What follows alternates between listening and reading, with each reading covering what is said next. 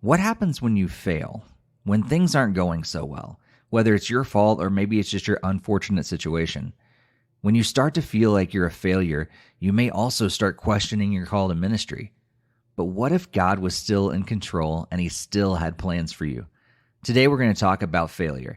We've all been there, and if we're honest, sometimes it gets really tough to navigate. My name is Steve Cullum, and I've served in student ministry for almost 22 years, which means I have failed many times. But with the help of today's guest, Mike Haynes, we're going to share some of the ways to navigate failure in this episode of Student Ministry Connection.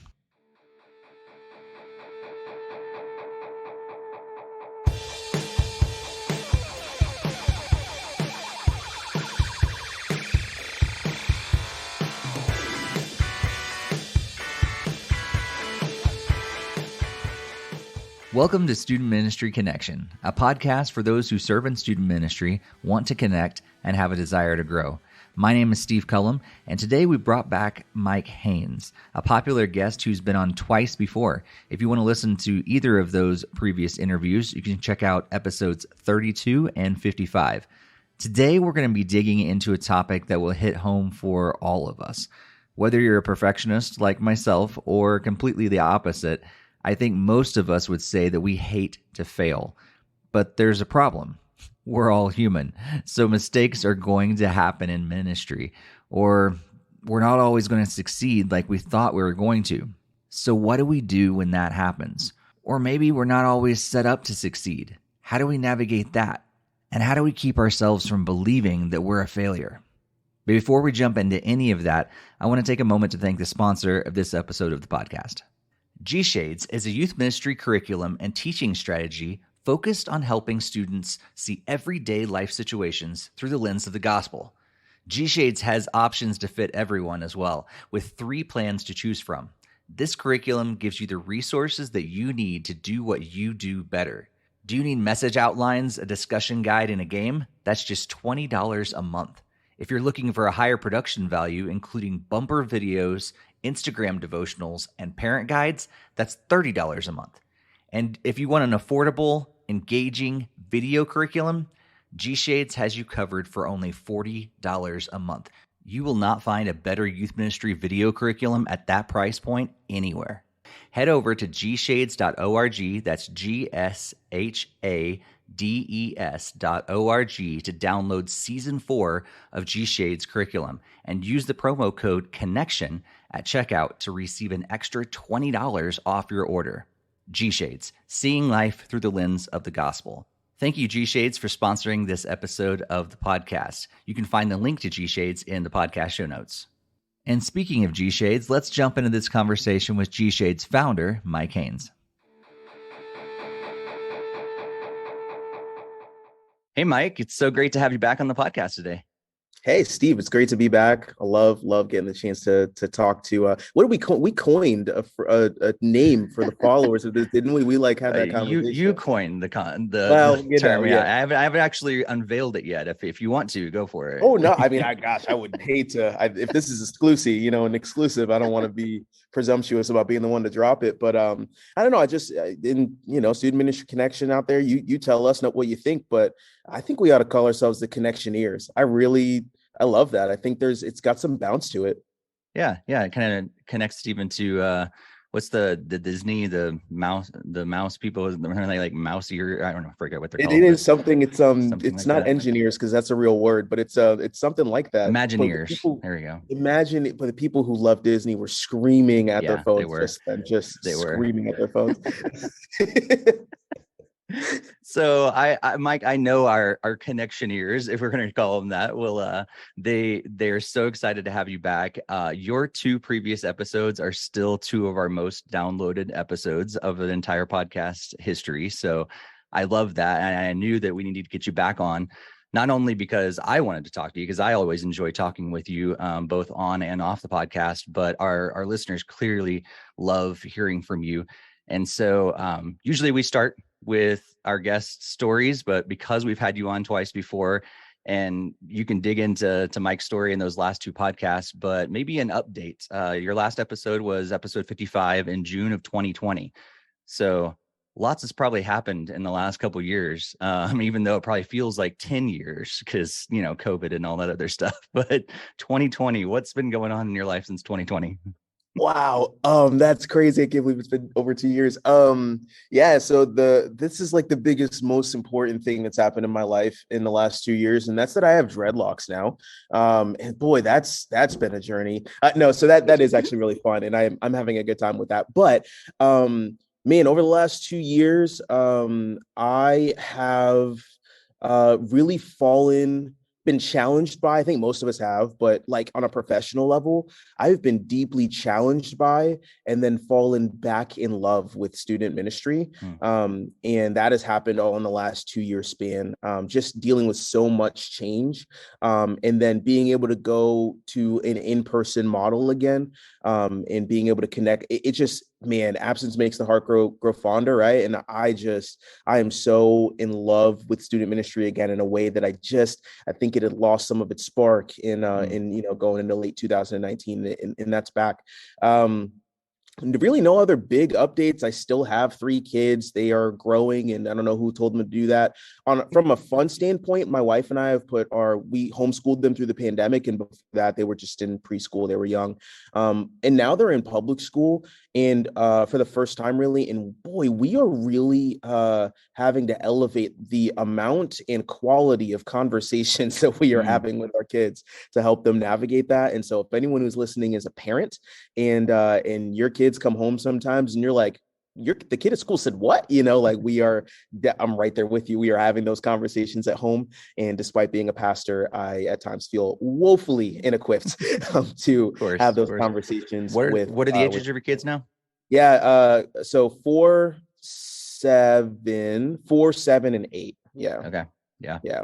So they're right at that age where their friends are starting to discover sex, and they're starting to discover cuss words and stuff like that. And so we're having to have all kinds of conversations with them about that stuff. So anyways, that's the short update on life. But still love G Shades, which we'll talk about a little later. And I still love the parenting thing's going well. Marriage is awesome. Ministry is super, super fun again.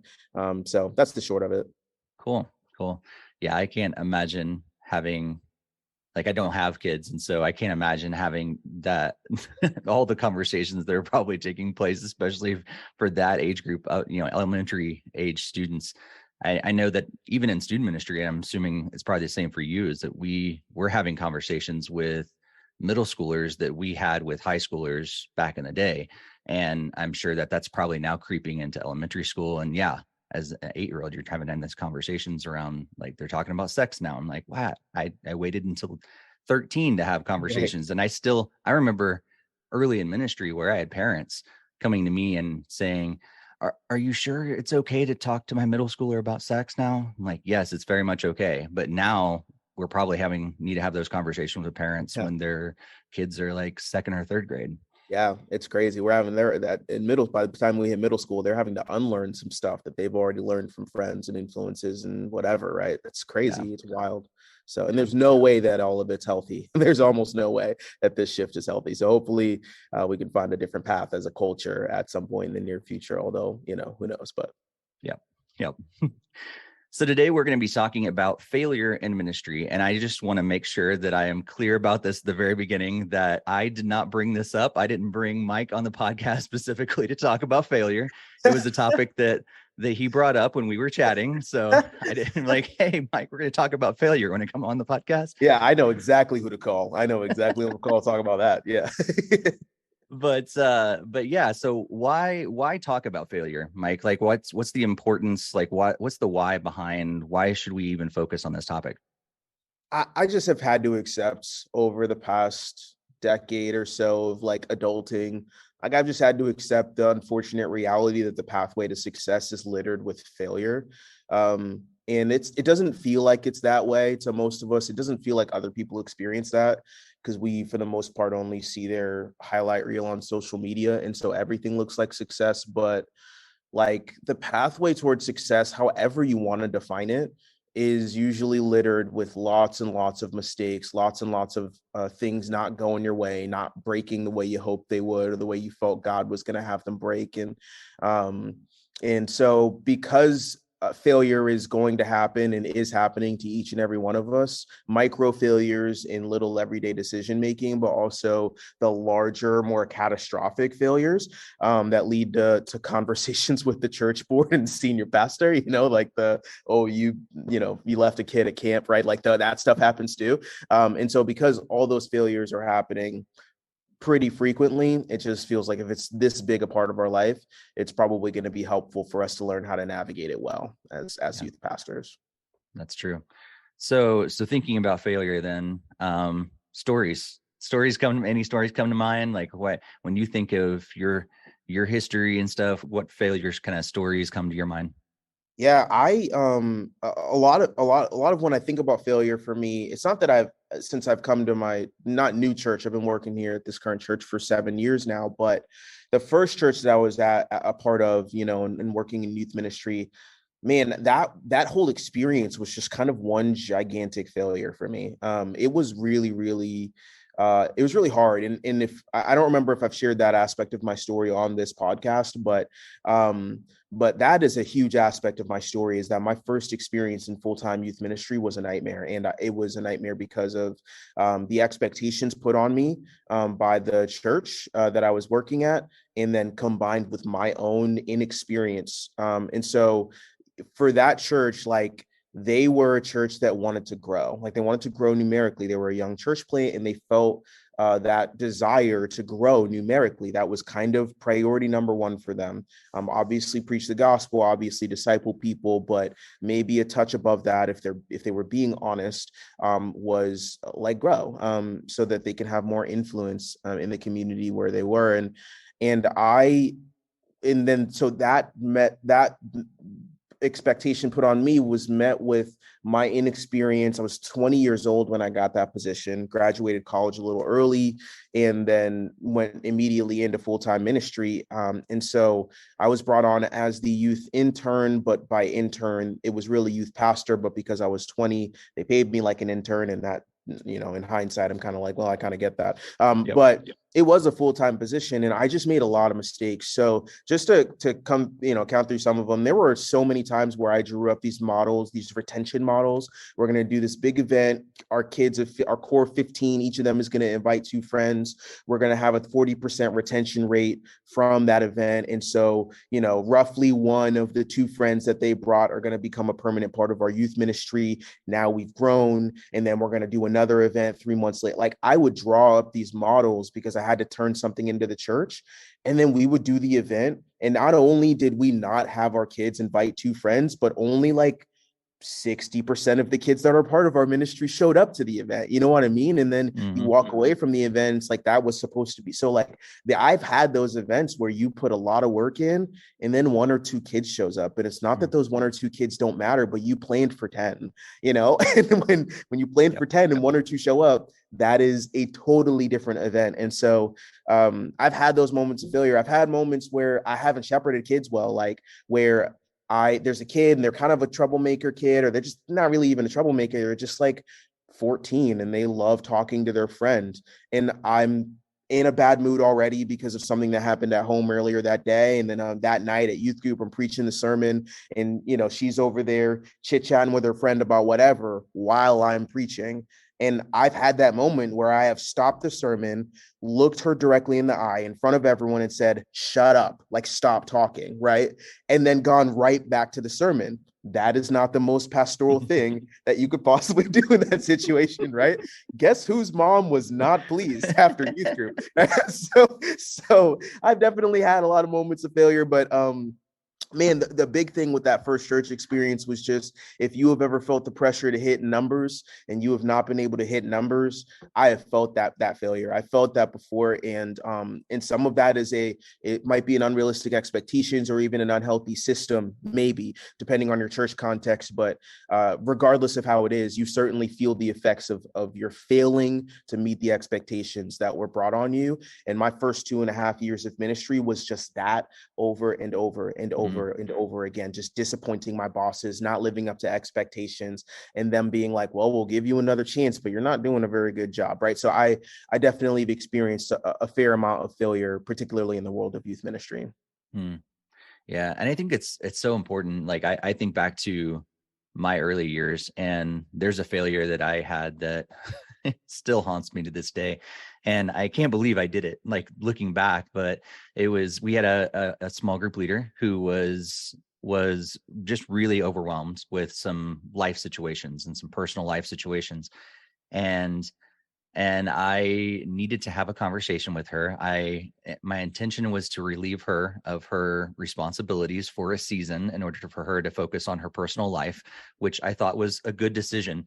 But I neglected to have that conversation before our next planning meeting with everybody together. And so we're dividing everybody up, and all of a sudden she looks at me and like, well, what do you want me to do?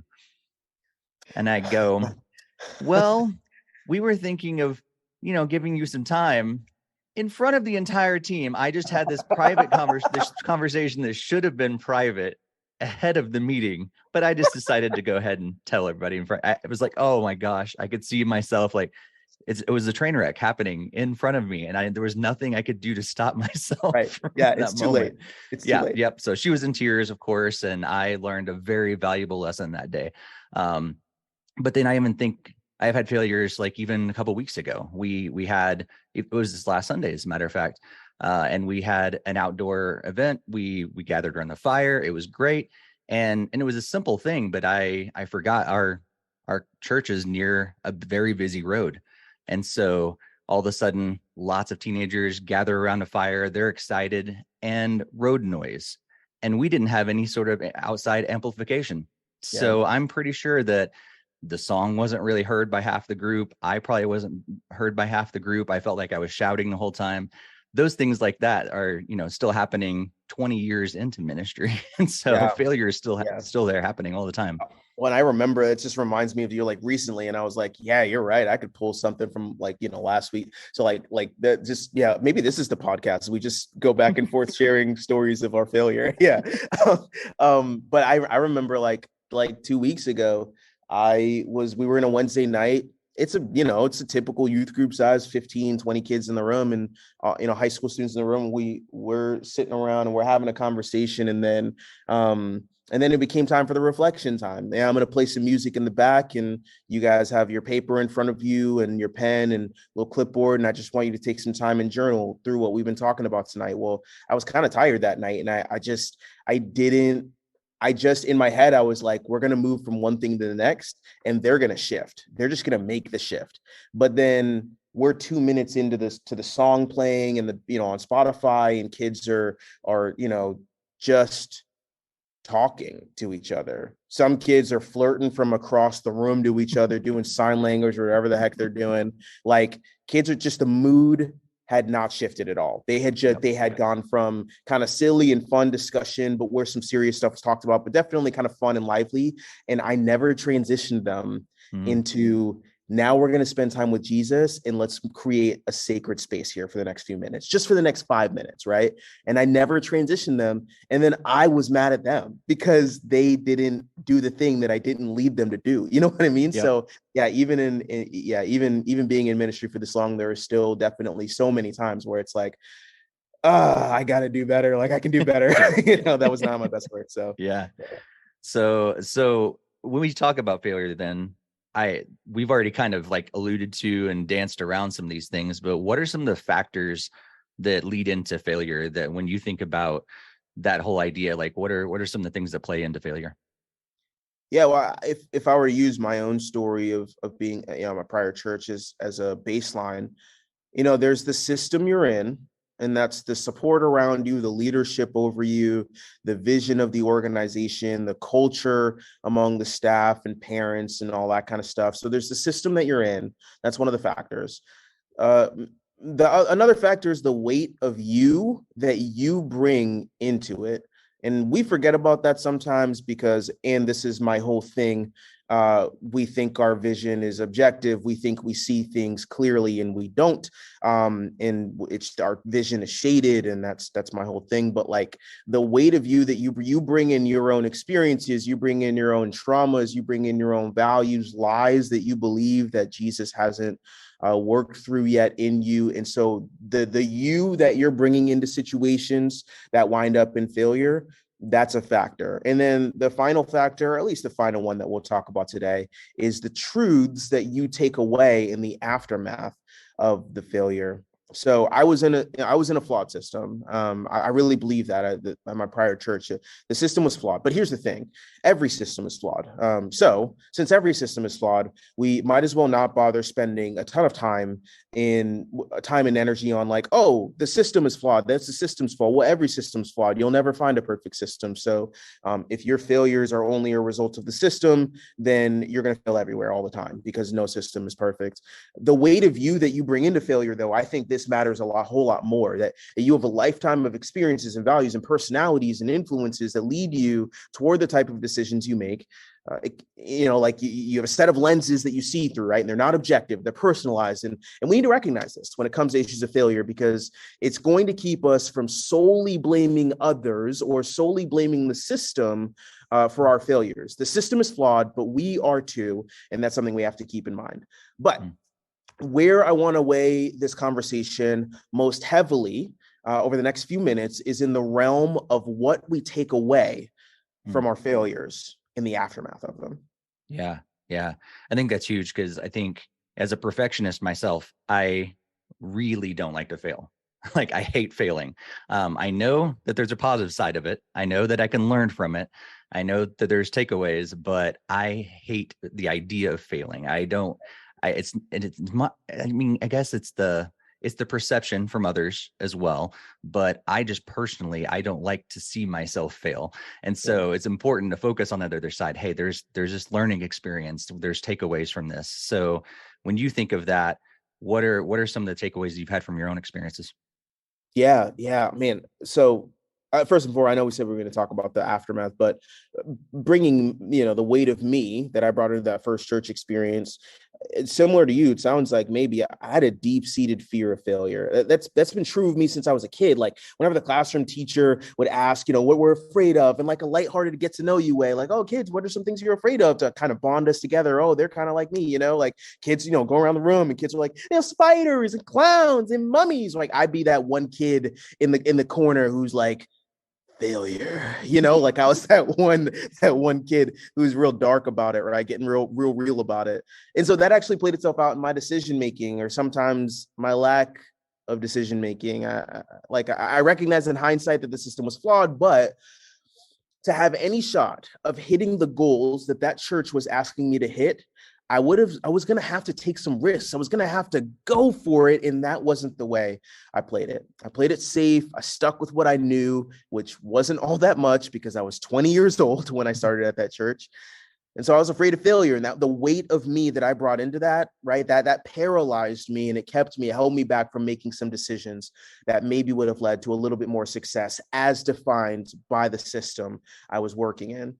But coming out of that situation, right, I was angry. What was in the aftermath of that? Like, I was angry and I was bitter, and I was bitter against the system, right? I was also angry and bitter with myself too, though, because I couldn't come anywhere close to doing what I was asked to do. I wouldn't say that I had branded myself as a failure coming out of that ministry experience. That would probably be a touch over dramatic, but the truths that I took away from that experience was that I lacked value, that I was unworthy.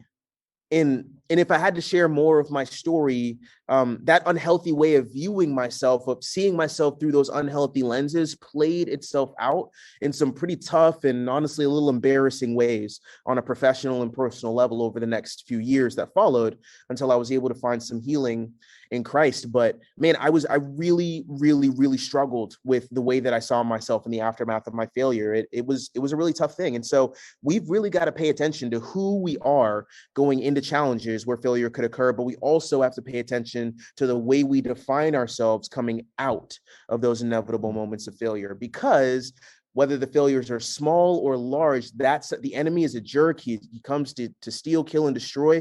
That is not just like I know we preach that, but like it's super real. And the enemy will take things that happen in our lives and he will twist them and distort them inside of us. And then it becomes a much bigger problem than it really has to be, because now all that mess is up in our heart. And we have to have that redeemed and worked through by the gospel, with the gospel. And so anyways, that stuff can really mess us up. And so it's important that we pay attention to both who we are going into our challenges, but also who we're becoming coming out of our challenges. That's so good. Because I think that's one of the reasons why I also don't like failing is because I can easily start to equate myself because I failed, I am a failure. Mm-hmm. And like, what do I do can easily get connected to who I am. And I think I'm guessing I'm not alone in that. There's a lot of people that are like that. So even our successes can become, oh, well, I'm a success. Or my failures, I'm a failure. Like probably both sides of that coin are kind of negative because you're not seeing ourselves in the way that God wants us to see ourselves and how he sees us. So when you think to all that, you're thinking of healing. How do you come out of that in the aftermath of the failure? Yeah, because I mean, and this is probably important for some of us because we have a whole lot of failures stacked up in our past or maybe our pretty recent past or maybe sometimes our present, right? And so now it's like, what do we do with that, right? That the lies were already in there, some stuff has already gotten in, maybe we don't even realize it yet, but we will soon if we allow the Holy Spirit into the depths of our heart to kind of discover what's there and expose that stuff to the light. We will discover that there's some stuff there that needs healing. And so, you know, it's my belief that we'll discover greater places of transformation when we see through the lens of the gospel, that when the gospel reality defines our reality more than the reality of our past, our personality, our trauma, our sin, that we will find the kind of inner peace, the kind of shalom promised us in scripture. And so I think in the aftermath of failure, healing looks like holding you and your failure, both of those things, up in front of a gospel tinted magnifying glass, and then seeing what happens. Just kind of see what happens when you do that. So I want to give a few examples. This is not at all a completely exhaustive list of ways that we can experience healing and find healing in the aftermath of our failure, but it's a couple that I've found helpful in my own personal journey. So, you know, part of the gospel, when I hold up the gospel tinted magnifying glass, right, and I hold up me and my story and I hold up my failure, part of the gospel is that God meets us where we are in our stories to heal, and he wants to heal and restore us. Yes, there is healing and restoration, but also he meets us right where we are to walk us slowly toward that goal of completion. This is the reason why it is entirely unhelpful for me as a youth pastor to tell the fun-loving, enjoying life, having a good vibe, enjoying the night, overly social, perhaps, kid to shut up in the middle of the message, because we call them to where we want them to be, but we meet them where they are. So when we hold that up as a lens that we see our failure through, we may just recognize that the Lord is still right there with us in the aftermath of our failure. For anyone listening who has failed recently, or you've experienced a lot of failure in ministry, it's just not going the way you want, but you're sure that God has called you into ministry. I want you to know, and this is the gospel, that your calling into youth ministry doesn't disappear because you let a kid slip through the cracks or because your messages aren't as interesting as your kids want them to be. God hasn't abandoned you because you still haven't managed to get a student worship team up and running. The Holy Spirit is still operating within you, even after you lost your cool and snapped at that parent who came at you on the wrong day. When we fail, right, there's a chance that we just veer because the enemy's a jerk, right? There's a chance we wind up veering toward giving up or walking away because we see failure as confirmation that God isn't with me anymore in this endeavor of ministry, but that's just not the gospel. And I think when we hold up the gospel tinted magnifying glass, when we hold up the gospel lens, the gospel shades, I think that's what we'll wind up seeing in relation to our failure.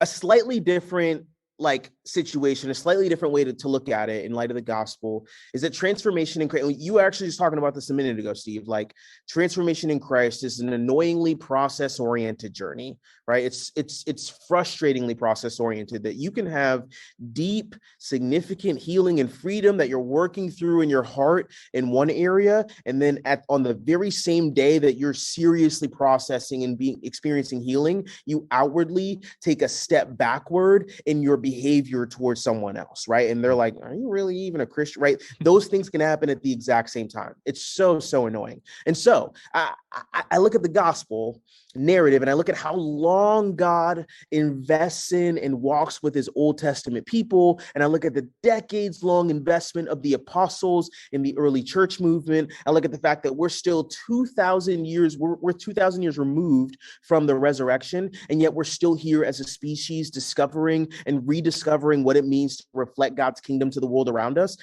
It just seems like God is really process oriented. And so that's got to color our view of failure, because sometimes failure is a result that didn't swing your way this time. Like sometimes your process is reasonably sound. You didn't really do anything wrong, but you still fall short. Sometimes you plan the greatest event of all time and kids still don't come. And sometimes you create a great parent resource and parents still don't read emails. Like sometimes you invest months and months in a kid one-on-one and they still make bad decisions. Self-evaluation is important. It's important that we're willing to be honest with ourselves about the decision-making and all that kind of stuff. But we just need to be careful about letting the result of failure dictate core pieces of our identity, because failure is a result and our God is a God of process. So again, that's just like another lens. It's just like another way that the gospel can color the truths we walk away with in the aftermath of failure.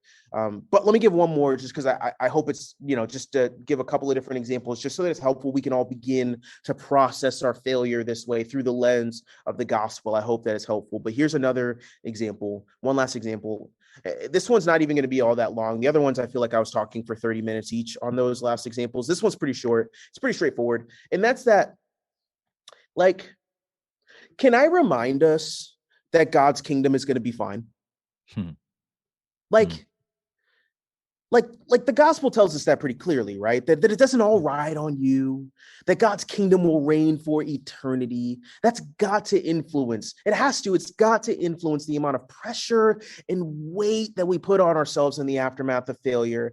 Because big picture, the kingdom we're working for in ministry, that kingdom isn't in any danger. And so we don't have to be overcome by shame and despair in the aftermath of our failures, because your failure, your inadequacy, even your incompetency cannot overthrow the throne of Jesus. You're just not capable of it. And so for me and for you and for everyone listening, I just hope that we can become people who are willing to, in the aftermath of our failure, see through the lens of the gospel so that we can experience healing as quickly as possible and become the people that God wants us to become in Christ. Maybe sometimes that he wants us to become in Christ through our failures. That's so good. Mike, I immediately thought of a classmate of mine that when I was, I think, a junior or senior in college, and something was going on, and I was really concerned that I needed to make the right decision about a certain thing that was happening. And I was so afraid of making the wrong decision. And she looked at me, and with wisdom so much greater than a 20-year-old could have had at that moment. And she said, essentially, how important do you think you are that your wrong decision might influence God's overall plan? Whew. I was like, oh, thanks. Oh. Can you please remove that dagger from the back of my wow. Okay. But it was a wake-up call that I needed, because a lot of times we're afraid that we will, like, that something that we maybe do wrong will all of a sudden heavily influence God's overall plan. But like you said, he's still on the throne. He's still in control. Like, my mistake, yeah, of course we don't want to plan for failure. We don't want to go for failure all the time. But at the same time, like, man, that's not going to change God's plan just because you messed up. Like, get back on your feet. And I think it's also really important that I've found we need places to express that failure and to share it with other people. I know I've found out, I don't know about your context, Mike, but our students, like the next generation, love transparency. They love leaders being transparent. They love just being able to share failure. Of course, we have to do it appropriately and with proper boundaries, but they love hearing that that I make mistakes too, and that I'm trying to work through this, and I'm learning through this process of being a Christian. But a lot of times we're not working in situations that are okay with that. We're not, like, maybe some of our listeners have, they appreciate transparency. They appreciate the ability to talk about failure and to learn from it and grow from it. But they have maybe supervisors that they feel like, man, there's no way I could tell them that I failed on this. And every time I do fail, they're calling me out on it. Like you said, your situation might be not the greatest in that. So when I think of that, I think of the importance of connection. So that's why we've changed, the direction of this podcast a little bit. I just want to give you an opportunity to speak to the heart of maybe some people in our community who don't feel as connected. What would you say to them? Yeah. First of all, I'm right there with you. I think, the pandemic was rough, from a just logistical standpoint, or a on-ramp to connection. For most of my youth ministry career, I went to a conference twice a year, different conferences, and I'd go to at least some conference, and I would go to a conference twice a year. And that was kind of helped me to stay connected to the youth ministry community at large. There's nothing inherently wrong with Facebook, but it just feels different, doesn't it? Like, I don't know. There's a lot of peacocking on Facebook. There's just a lot of people giving unsolicited advice. It's not a place where the heart shines through. And usually there's a whole lot more head than heart on Facebook. And I think so. My encouragement, I think, would be for all of us, for myself included, and I'm talking to me right now. But if there is any world in which you can find the resources to connect through a conference of some kind, I would encourage you to do it.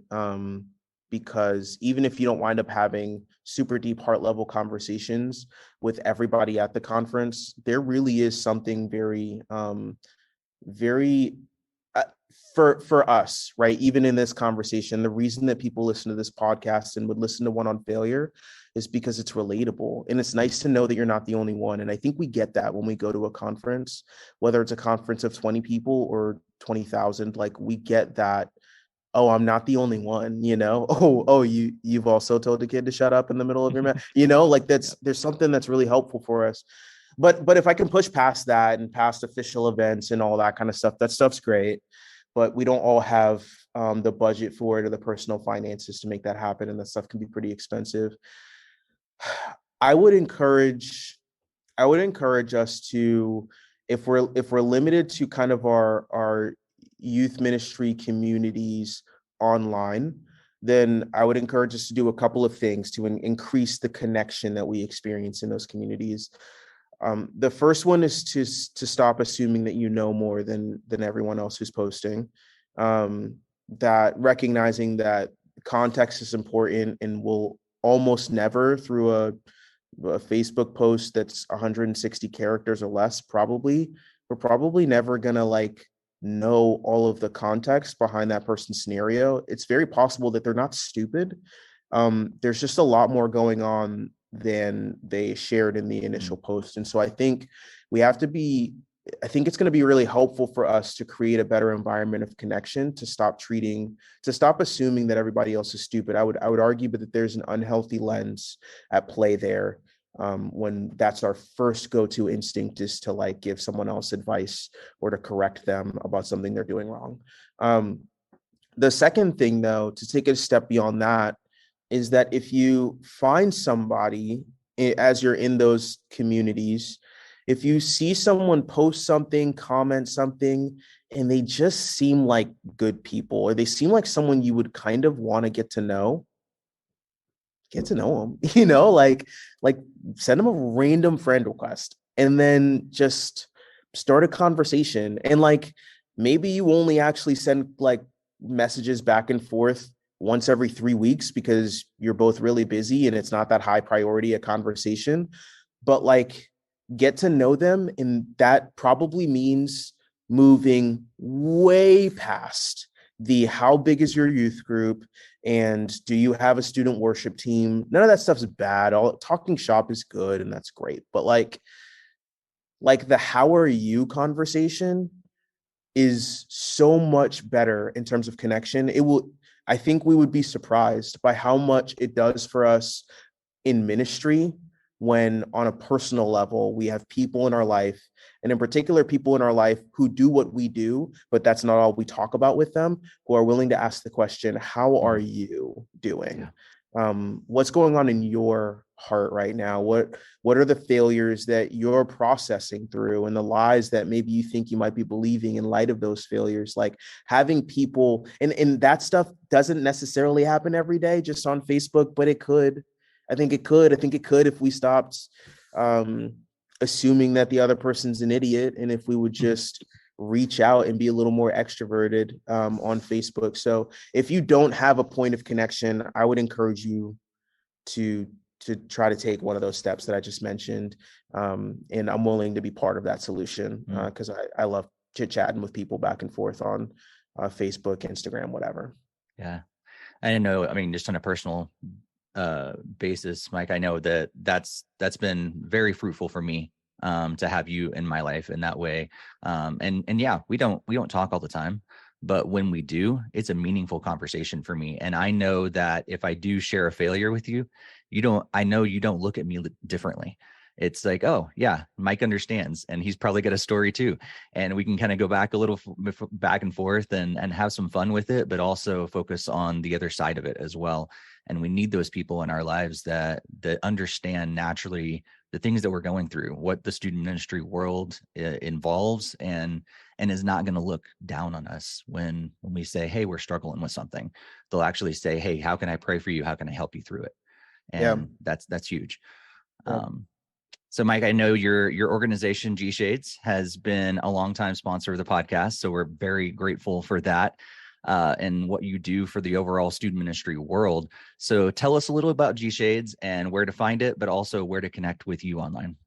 Yeah, so G Shades is it's a passion project of mine, and we create youth ministry curriculum that's focused on helping students see through the lens of the gospel, which is something that I've talked about a good bit in this conversation already. So I won't go into super heavy details about that because I feel like I've already yammered on about that faith paradigm a good bit, but it's really good. Honestly, I just love it as a youth ministry curriculum. We use it in my ministry all the time. And, it's the video messages and stuff like that. I think the price point is really good for the value that you're getting for it and all that kind of stuff. But you can find it at gshades.org. I would encourage people to look it up if you're looking for youth ministry curriculum, or you feel like you might be in the near future. Check it out and see if it's a good fit for your ministry. Try to keep it diverse in terms of the writers, different denominations and all that kind of stuff. But definitely try to keep the main thing, and that's the gospel of Jesus Christ. Try to keep it central and see through the lens of it in all kinds of different areas that students are navigating. So I would encourage you to do that if you're looking for curriculum. I hope that G Shades can be a help to you. But on a personal level, I am on Instagram. I'm on Facebook too. Facebook. My name is Mike Haynes. I don't really know how to find me on Facebook. I don't know how many Mike Hayneses there are out there, but I'm the one with dreadlocks. And then on Instagram, it's at Mike E. Haynes. No periods, no underscores, whatever. Just Mike E. Haynes. And we'll put that in the show notes of this episode so that you can find me if you want to find me. I guarantee you, I talked a little bit about people, are out on Facebook peacocking and trying to, which is not a phrase that people use. I don't know why I'm using it like that's something everyone says. Like I should probably define that a little bit. But anyways, people are, on social media, it's always people flexing. I'll use that word. That's a little more common. I'm hip. People are constantly flexing about, their youth ministry and their numbers and, all that kind of stuff. I really, I promise you that if you follow me on social media, I'm probably not going to make you better as a person or even a youth pastor, because it's just like I'm just like a guy with pictures of my kids and my little youth ministry playing with a balloon. That was a post that I posted recently. So like, it's not going to be the most stimulating Instagram, but if you just want to connect, like that's a really great way to connect, and just DM me and I would love to chat back and forth, and we can do the preliminary. How are you? And what's your, or how the preliminary, like, where you work and how long you've been in youth ministry and stuff like that. But as soon as you're ready, like I'm ready to dive below the surface and talk about heart level stuff. just believe in that. I believe in that a big time, and have come to really value doing that with other youth workers, because I just feel like a lot of us are going through some stuff and we need people to talk to about that. So I would love to be a safe person for you. If you don't feel like you have anyone, or you're trying to find people, I would love to be that for you. And hopefully you can be that for me too. So yeah, that's how you can find me. Cool. Thank you so much.